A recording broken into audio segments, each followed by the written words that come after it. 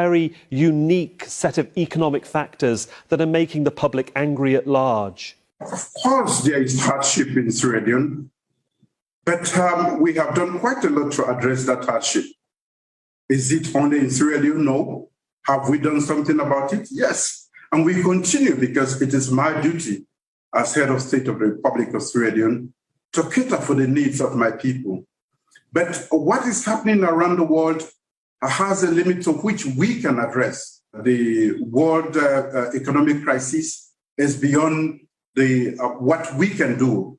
And irrespective of the fact that we have waived off most of the duty on essential commodities, we have made sure that these commodities are available, and we are very sensitive to the prices of commodities.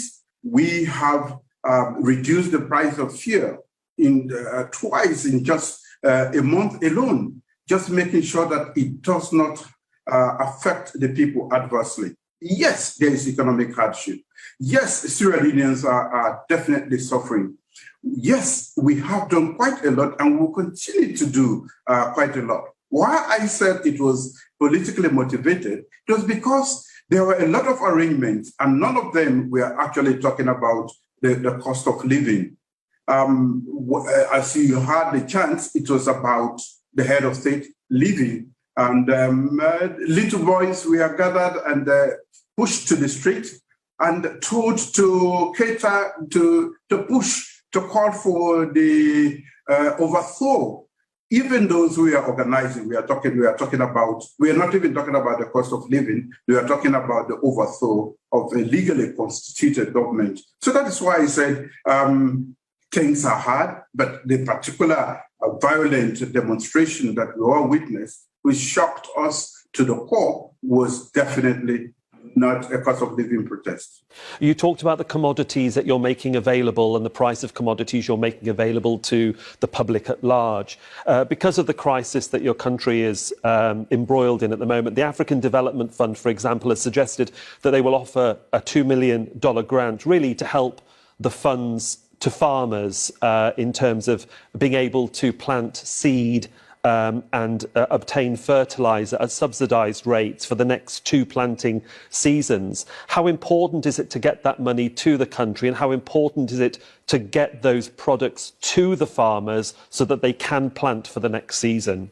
Well, we are already far gone into the season, and that is far too small an amount to actually cater for the needs of the farmers. We as a government have had a change of policy. We have brought in the private sector, and we have also provided support in terms of inputs, machines and other agricultural inputs in order to boost up the production of food since last year.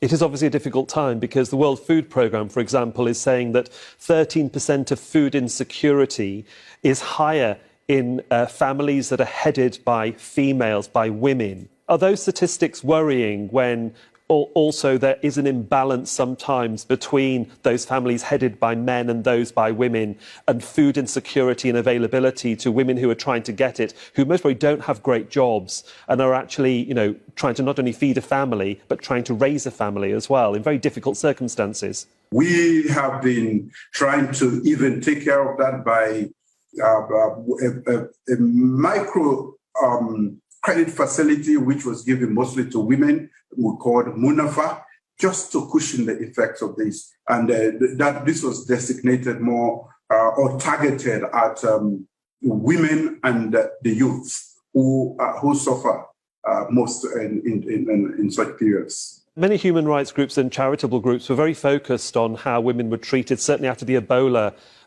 scenario of 2014, 2015. Oxfam was very concerned about the rights of women, their access to, just clean water, food, education. What protections has the government put in since 2014, 2015 to protect women and young girls in this scenario, now that you're facing an economic crisis which centres around food availability?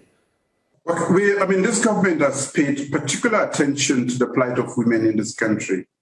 We have, besides just going around and getting things done, which has been extremely difficult for them, carrying most of the burden to take care of their families. We are also exposed to all sorts of injustice. One was rape, especially for the girl child. What we have done is to make sure that the Sexual Offences Act we have reviewed and toughened the penalty. And rape was declared an emergency in this country when the information got to me that too many women were being raped. And we have completely reviewed the law, and now we have special courts, murder courts that deal with rape issues in this country. So a lot of effort is being put into that particular sector. The women of this country, we are fighting very hard to bring at par with their male compatriots. And of course, these concerns sometimes are put to one side when you do have these scenarios and incidents of civil strife. And as we've said over the last few days and weeks, certainly in August, over food insecurity and the rising cost of living. Your vice president described the fermenting anger as being initiated by, and I quote, unscrupulous individuals. Do you want to actually, on record, talk about who are you actually focusing on? Who are these unscrupulous individuals?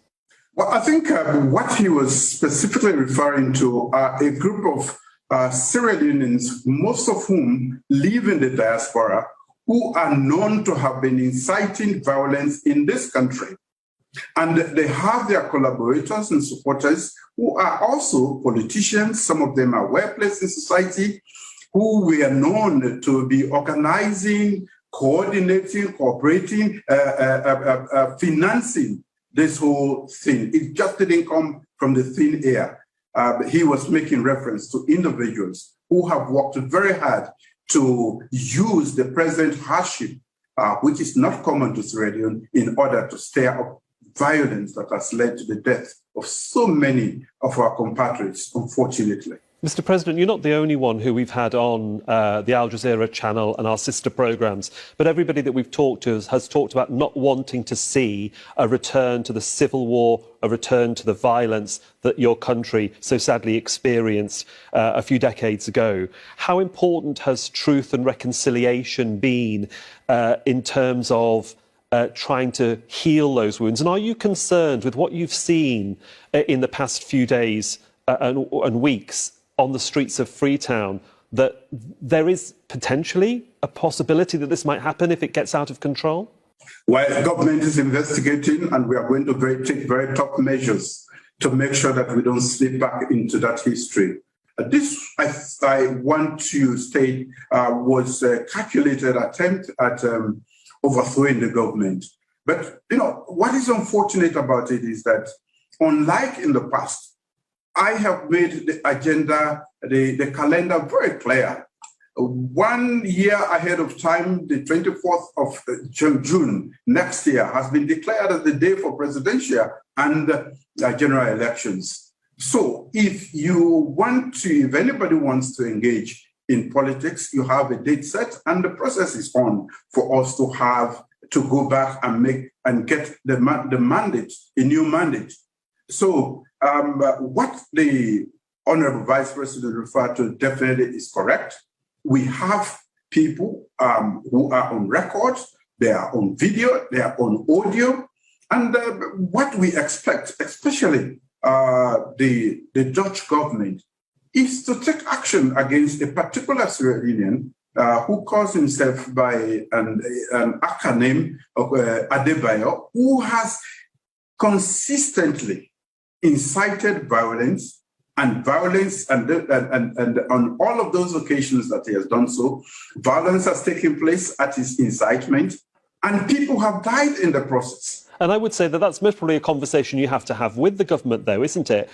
With foreign governments who you think are sheltering such people. But citizens in Sierra Leone, under the Constitution, do have a right to protest, apparently, if they give you prior notification under the Constitution. But where do you draw the line, though, when such protests, for example, were instantaneous, and that when you say you're looking for peace and stability, you come out with words, and I say in a quote that you described it as terrorism. These are very strong words, quite incendiary words, that can be mistaken and misinterpreted by the public if they are taken in the wrong way.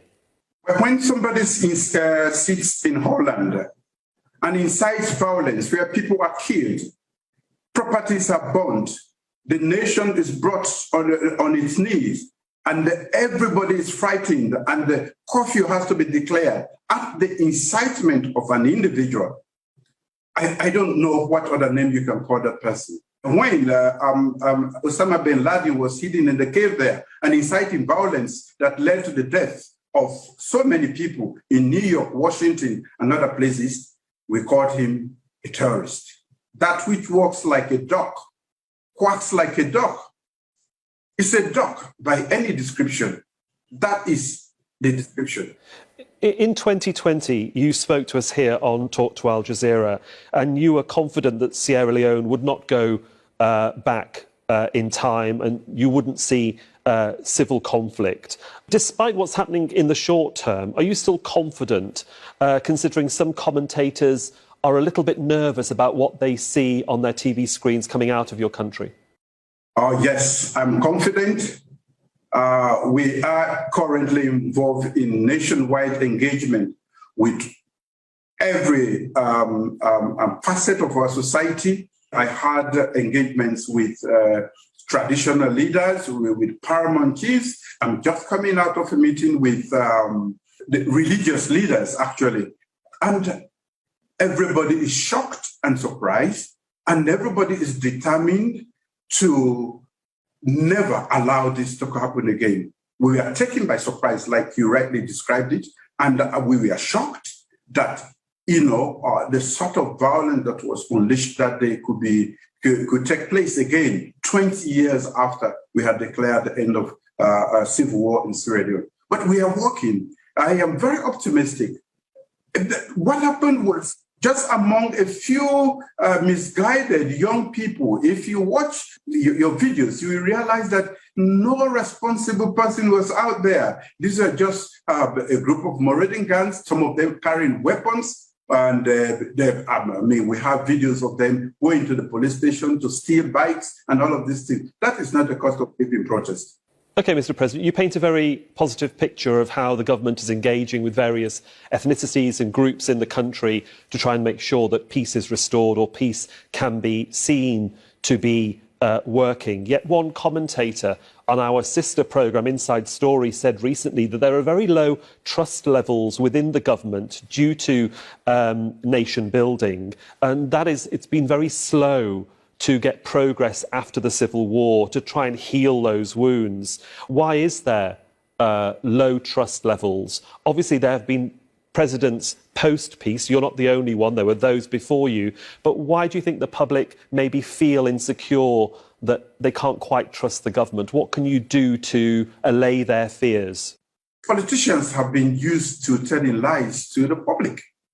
They will promise heaven and not deliver anything. What I have done is to establish that trust. In this country, people fondly call me talk and do, because everything I have promised as a politician, I have done. When there was war in this country and I was in charge, I promised I was going to hand over. I promised I was going to initiate peace process. I promised I was going to reintroduce democracy. I did all before I left. Having come back, I have promised a series of things and I've delivered on all of those things. So that is best to fill the gap, that trust gap that is there, which has been maintained by quite a lot of other politicians. I am not keeping with that. We are trying to get everybody's support in order to bring peace back. I want to use this opportunity to assure Sierra Leoneans that we are going to provide security henceforth, and that we are going to work with every segment. We are going to work with all political parties to make sure that what happened, that unfortunate situation that happened on that day, does not repeat itself. Can we then move on now to the COVID pandemic? It's affected every country across the world. Every country's tried to recover from it, both socially, medically and economically, and everyone seems to be having a difficult time. What are the problems that you're facing when it comes to dealing with post-COVID recovery? Well, COVID itself has been followed by a series of international crises. We are able to curb COVID, to contain COVID very quickly. Using our experience with Ebola, we were very quickly able to curb COVID, and because we are able to stand up all the structures that we erected during our fight against Ebola. And using the benefit of hindsight, very quickly, the whole Sierra Leonean community came together, and within a very short time, while most of Europe and other parts of the country were struggling with COVID, we were no longer having fatalities, not even people going to hospital as a result of COVID. But after that, the rest of the world was still in lockdown. We could not transact business with other parts of the world.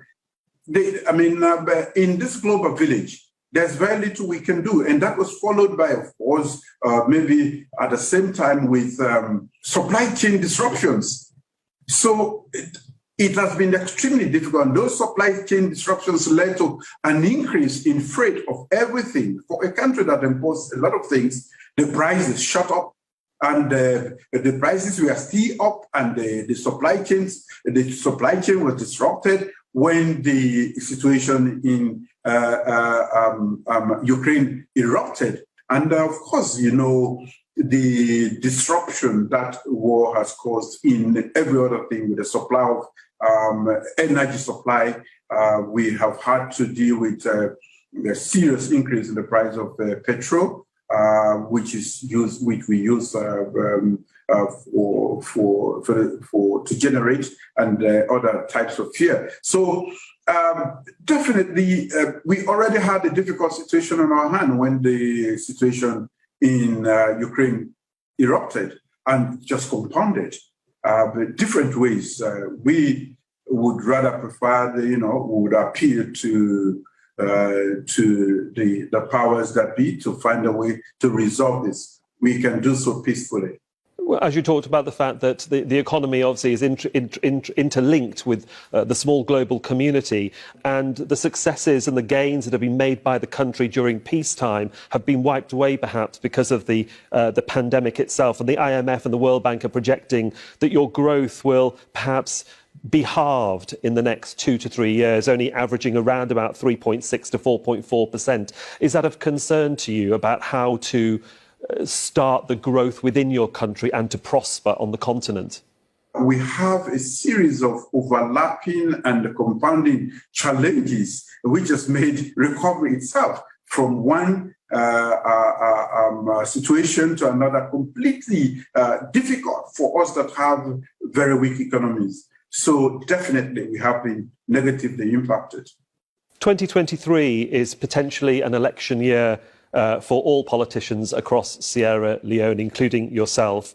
Firstly, will you be seeking re-election, and why should the people of Sierra Leone have faith in your leadership? Well, I'm going to seek re-election. This is my first mandate, and the 24th of June is going to be the election date. I have already made that known. Before today, some other governments, especially the previous government, will not make that date available except with the nudge and of us all. I have, in advance of 1 year in advance of that period, I've made it known so everybody knows that that is the date. Why should Sierra Leoneans re-elect me to governance? When I came to the scene more than 4 years ago, I made a promise that human capital development was going to be my flagship program. Today, as I speak to you, over 2.5 million kids are in school. As I speak to you, we have provided transportation for kids in most of the cities. That was never the case before we came. We are providing learning and teaching materials for the kids. We are providing food for the kids.